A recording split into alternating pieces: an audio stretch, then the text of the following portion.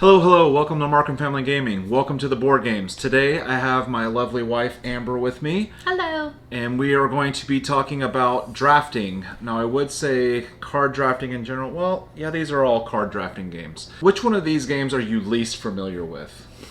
I've played them all a lot. What's the one we've played the least? Probably Sushi Go or Point Salad. I would agree with Sushi Go. I can't even remember the last time we played this game, but this is kind of the introductory game into the card drafting mechanic. Now, when you think of card drafting, you're either going to have a hand of cards or a tableau of cards to choose from. You choose one of those, and then it moves on to the next player. So in Sushi Go Party, you're collecting cards, trying to get sets, and score the most points, right?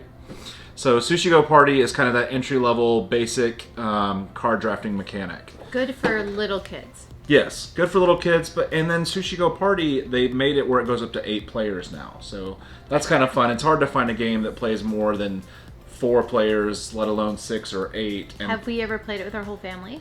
We have played it with friends' families and gotten all the way up to 8. 8 people. Yeah. Yeah. So it's been a while. Probably next would be, like you said, Point Salad.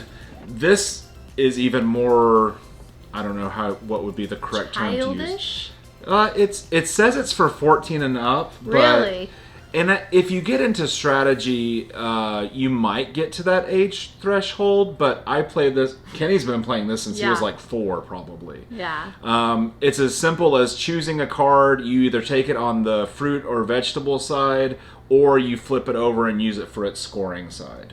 So it's a very simple mechanic. Choose, put the cards in front of you, get your set collection. But when it gets into the math, because there are some combos, it's like if you have these 3, or if you have the most of one vegetable, the least of one vegetable, there are some negative points that come into play. So, but wouldn't Kenny even know those? He does. He knows how to do those strategies. He's a pretty smart little kid, though. But yeah, this is one that he definitely loves playing. So now we're getting into the meat of games that we play quite a bit. Well, I think there's still one more on the table. You had them all stacked up together. That doesn't get played so often. So only because when I first learned it, I don't think I really liked the way it was taught to me. And that's the only reason. So it left a bad taste in your mouth. Yeah, it's still a great game, but the new game we have is way better.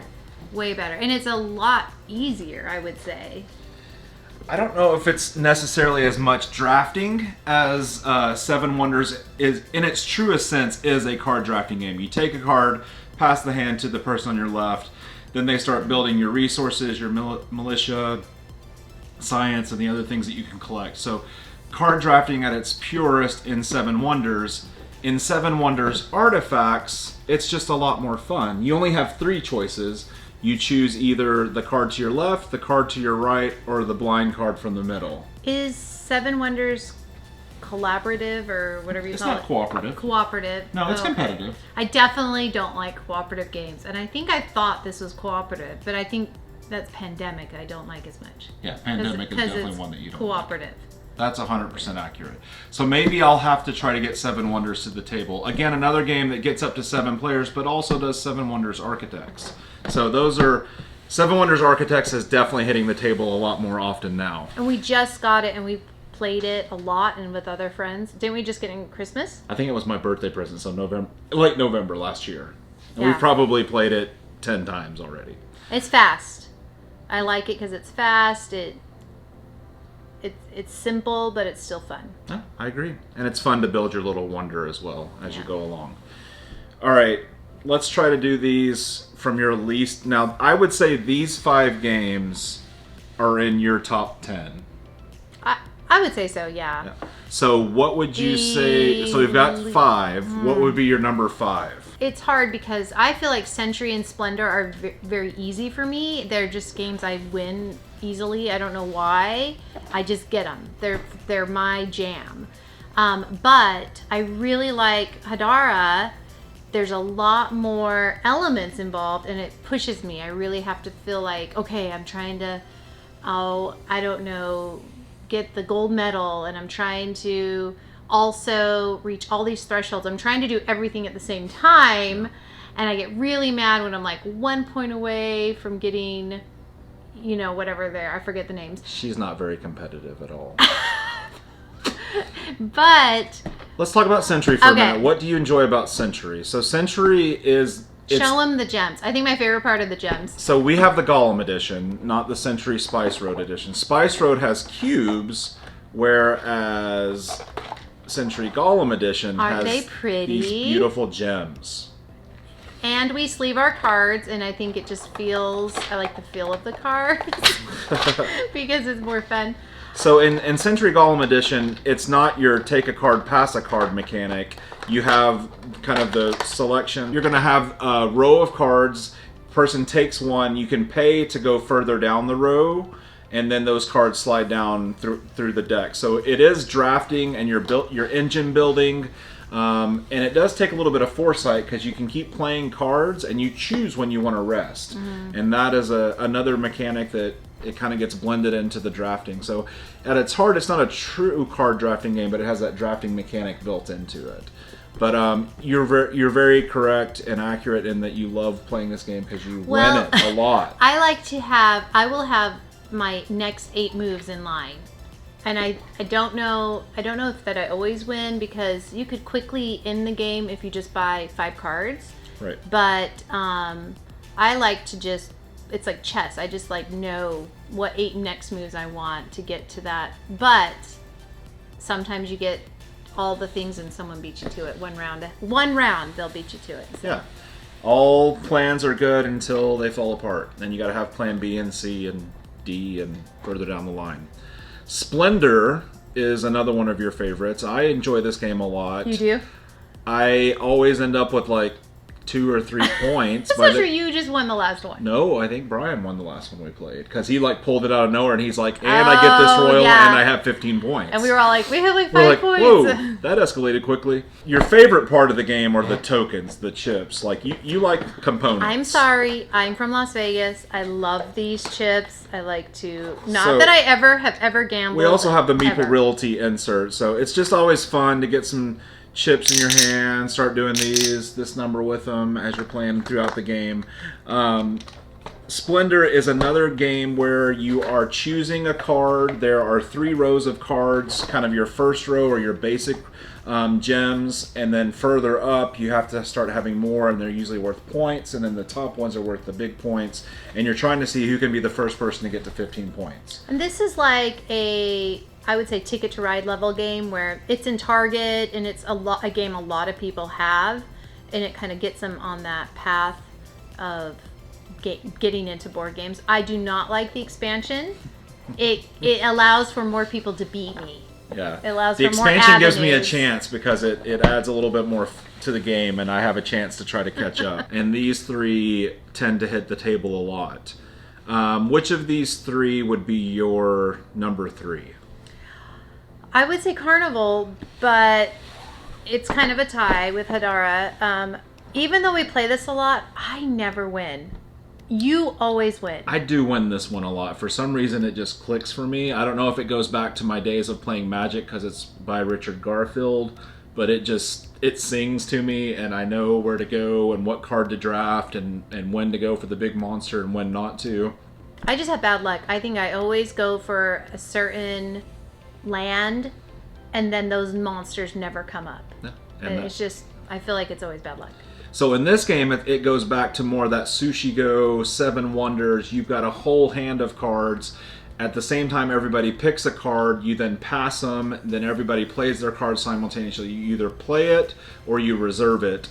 And in this game, you're playing through 4 seasons, and whoever can accumulate the most victory points through hunting monsters, winning seasons, getting monster cages, whoever can get the most points out of all that ends up winning. The rolling of the dice for the skull faces, is that what they're called? You're trying to get monster cages to contain the monsters. That kills us. And then you have to take loans, right? Yeah. If you can't safely contain the monsters, you have to pay $3 per monster face.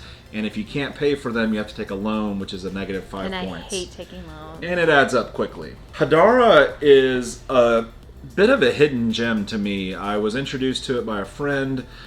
Picked it up, and I've since picked up 2 of the little mini expansions that it has with it, and we actually played with both of those, and I don't know how much you all liked it. I liked it. I like it when more gets added to the game. I don't remember the expansions. It was the monuments and the marketplace. Let me see back. I always forget a little bit of it's the one what where it looks like. You draft a card. Oh, right. Yeah, so there's... What's the new game where we go up the side and you have a little journal? Oh, that's Lost Ruins of Arnak. I get those confused. That's deck building / worker placement, whereas I feel like they're a little the same. Sure, I can see where you're coming from.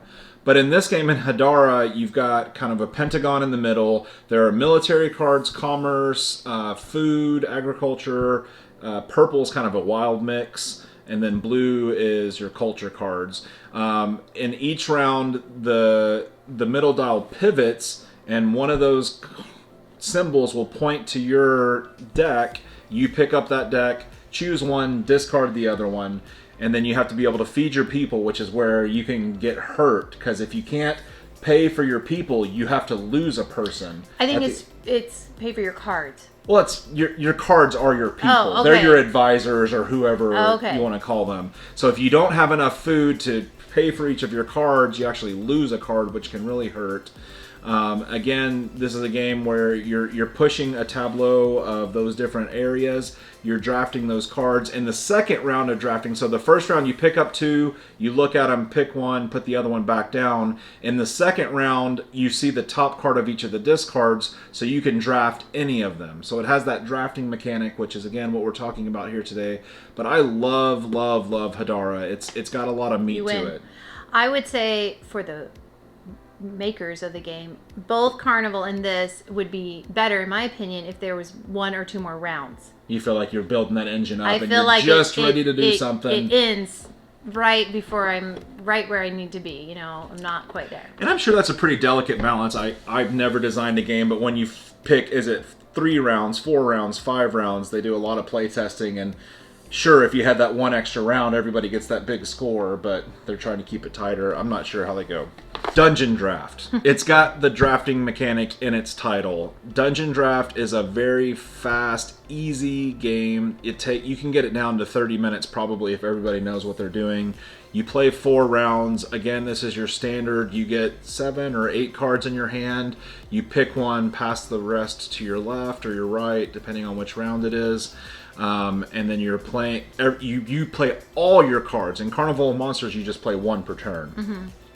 In Dungeon Draft, when it's your turn, you play as much as you can. So you've got an amount of gold, and then you're also accumulating attack to fight monsters, and then you're trying to complete one of your 3 quests or all 3 of your quests. Mm-hmm. And whoever can get the most victory points on their cards through collecting other sets in the game wins Dungeon Draft. Mm-hmm. Why do you think we play this game so much?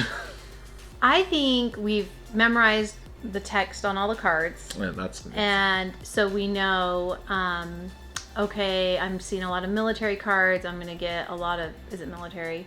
Sure. The red. The attack. The attack, and then I think the red are warriors, the blue are mage, the green are druids, and the purple are rogues. So I think we get to the point where, okay, I'm seeing a lot of this come up. I'll go with this strategy.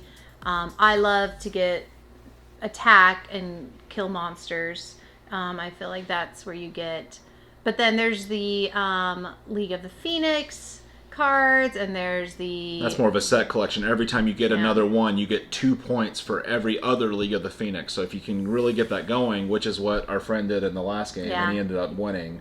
Because at the end, he was getting 10 points for a League of the Phoenix, 12 points for a League of the Phoenix, and that's a lot of points. I don't know. It goes fast.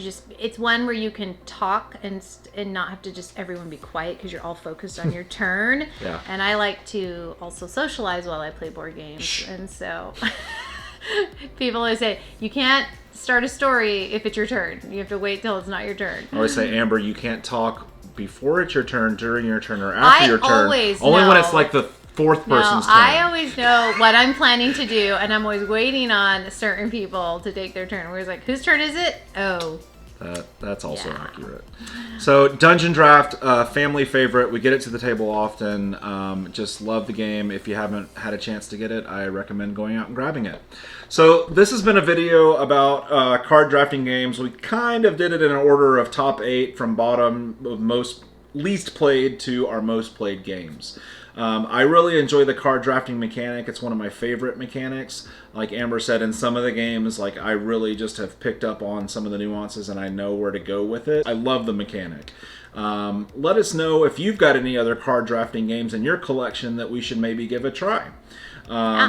This is all I could find. There may be some more back there. There's a few other games to look through, but I think I got most of them out. But thanks for joining us. Anything else you'd like to add before we finish up? Well, I was just thinking, all the games you win are all the games I lose, and all the games I win are all the games that are you lose. So it's just like our marriage. We're totally different people. Yin and yang. And that's why it works. Yeah. So thank you for joining us. Please comment below. Let us know what we should be playing, what we should be looking for, any suggestions you have for future videos. Please give us a big thumbs up, like the video, subscribe, share the channel with others so we can continue to grow. Thank you. Till next time. Bye. Bye.